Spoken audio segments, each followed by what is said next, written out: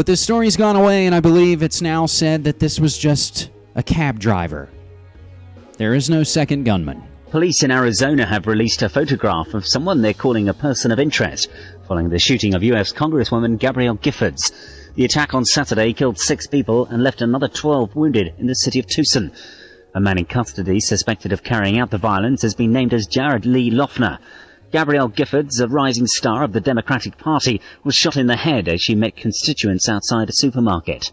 County Sheriff Clarence Dupnick thinks the attacker may have had an accomplice.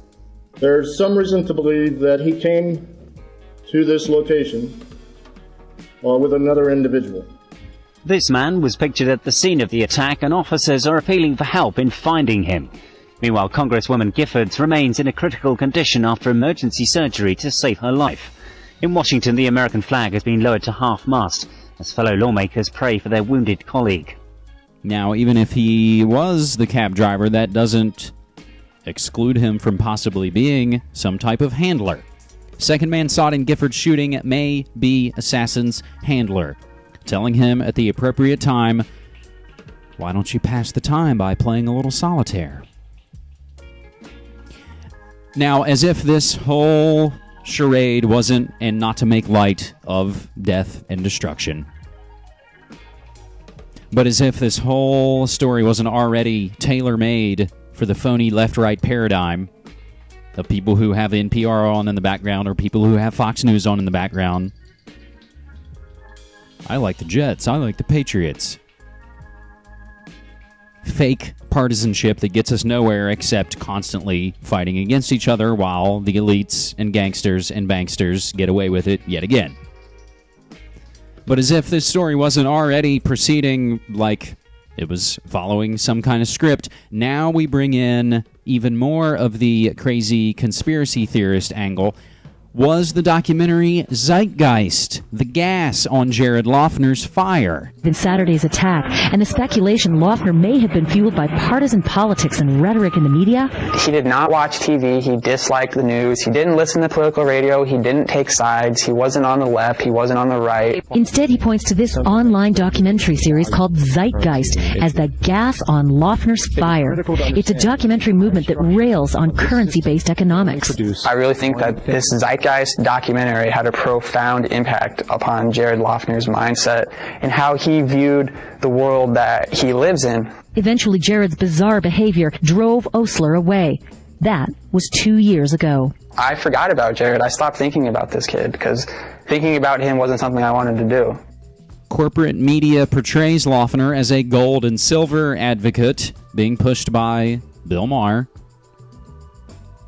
And what they don't mention about Zeitgeist, in addition to railing against the economic system, they also debunk religion and the 9/11 conspiracy theory. That would be the official conspiracy theory. So, not to get into what media outlet is good and what alternative news site is bad and who's an agent and who's selling anti-Christ New Age religion. I don't get into attacking other alternative media hosts. I can leave it up to myself and I can leave it up to you guys because you're all smart enough to figure out what's good and what's bad.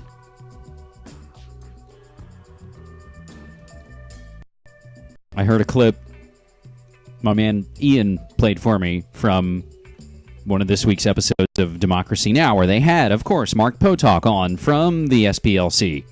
So tolerant. Southern Poverty Law Center out, of course, the hate pimps. And he basically ran down the laundry list of things. You know, he's probably against, you know, the Federal Reserve and the elites that run things and their eugenics agenda to kill people. And, like, yeah. But, of course, someone like this is no more represented by the NRA or the Tea Party or any of that garbage than he would also be by left-wing media, which, of course, he would have leaned towards. Very liberal, they say. Meanwhile, Arizona shootings trigger surge in Glock sales amid fear of ban. That's from Bloomberg, and the guy who ran the gun shop called it. They stocked up ahead of time, and they were right. And they're selling hundreds percentage-wise over what they typically would have. And it gets stranger and stranger, my friends. Gabrielle Gifford's YouTube account was shown to be subscribed to 2 other channels. One was to Representative Ike Skelton. The other was to Jared Loughner's channel. There are videos about this, and there are screen grabs, of course. The channel isn't that way anymore. The question is, somebody just did this after the shooting. But who? Who has access to the YouTube account? I haven't figured all these things out, and again, too much to get into every bit of minutia with this week's insane PSYOP conspiracy. An interesting note posted on the SF Bay Craigslist noting Loughner was programmed to kill by the Army, even including some specifics. And again, we mentioned see something, say something. Loughner bought his bullets at Walmart. He was turned away at one and successful at another. And again, we reference Walmart and their partnership with Homeland Security, playing the PSAs to report. ZenGardner.com on Before It's News gets into 5 sinister reasons for the Tucson massacre, an excellent article that goes over the broad range of connections to, again, a massive psychological operation such as this. Meanwhile, DHS advises Congress on dealing with an active shooter. More on that, of course, from NationalTerrorAlert.com. Meanwhile, Hillary compares the Gifford shooting to 9/11. And again, back to the fake left-right, toning down the rhetoric. There was a nice video, but of course YouTube squashed it, of screen grabs from Twitter feeds from all kinds of leftists wishing violent death on Sarah Palin, a phony on the other phony political side. But she does get a reaction out of a lot of people, and as we say, those smarter than us ahead of us coined it. The real action is in the reaction. Problem, reaction, solution. Meanwhile, the Washington Post concedes, of course, that Loughner acted on mental illness, not phony political rhetoric. And our own Oregonian asking the interesting question, what if the Arizona shooter had been a Muslim? Connecting, of course, our recent FBI patsy event of Mohammed, the Portland tree bomber. And we tie in more religious memes. As what I was saying, this story is tailor-made because it contains all the elements needed to rabble and rattle the cages of all levels of the Western world. You want to follow the Twitter, YouTube angle? You can go that way. You want to follow the left-right Palin garbage? You can go that way. You want to look at the so-called religious angles? Wounded Arizona Congresswoman had recently strengthened her Jewish identity. That's from CNN. Meanwhile, Obama at the Griefapalooza Memorial calls for civility. That's from the Deutsche Press Agency. But meanwhile, in a related story, leading evangelical halts his civility project due to lack of interest. We're not interested in being civil.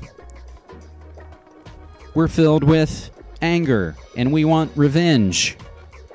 Angry about what? Well, we're not exactly sure. Revenge on whoever. What do you got this week? Change the channel. I'm sick of this show.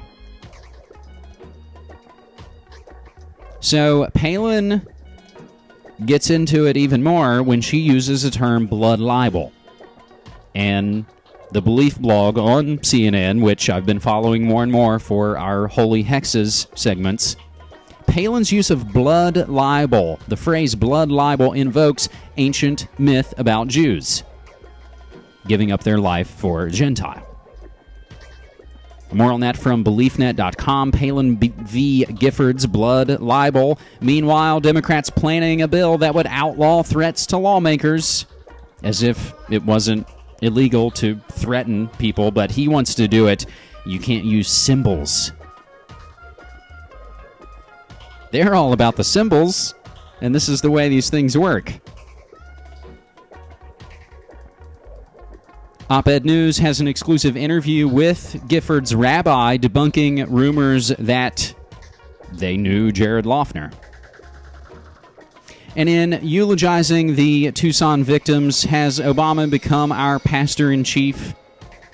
Does he feel our pain like our previous phony progressive puppet from the 90s? And we don't have Billy Graham anymore. We have the Obama-siah.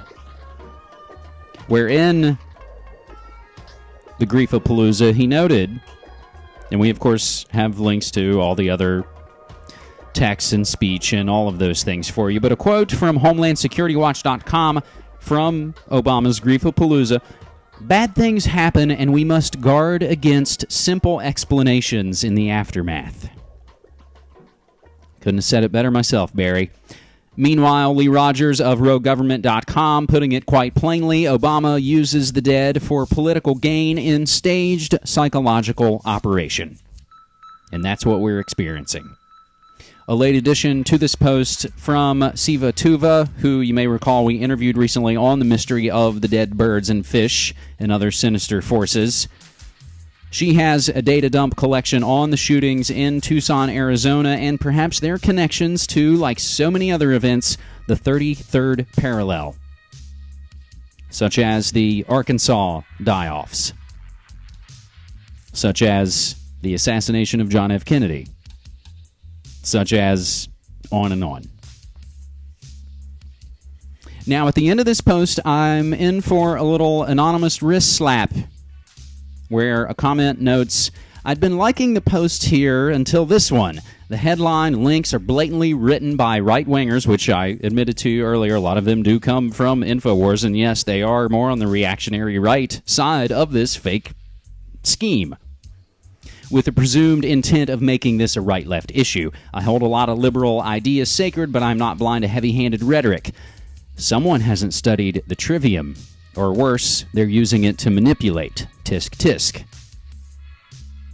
Now, obviously, many people haven't studied the trivium, and if that comment is towards me, then I have to take that. I haven't studied the lost tools of learning as much as I should, that give you the tools to break down a lot of these stories.